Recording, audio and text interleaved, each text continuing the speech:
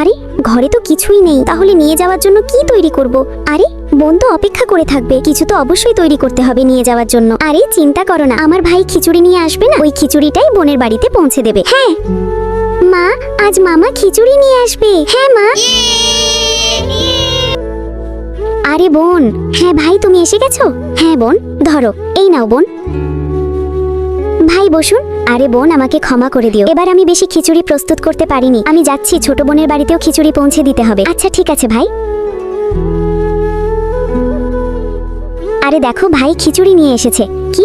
আরে ভাই এবার এতটুকুই খিচুড়ি এনেছে, ছোট বোনের বাড়িতেও তো নিয়ে যেতে হবে তাই না? এই নাও খিচুড়িটা নিয়ে যাও, নিজের বোনের বাড়িতে পৌঁছে দিও। ঠিক আছে দাও, আমি পৌঁছে দিচ্ছি, বোন তো অপেক্ষা করে থাকবে। এই নাও।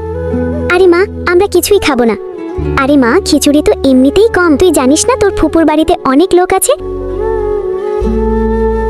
তোর ভাইকে খিচুড়ি নিয়ে আসবে না? বাচ্চারা তো ক্ষুধায় আছে। আরে না মা, ভাই তো আসবেই। এই ছবিটাকে সুন্দর মনে করলে ভিডিওতে লাইক করে চ্যানেলটাকে সাবস্ক্রাইব করো, এরপরে আল্লাহ লিখো।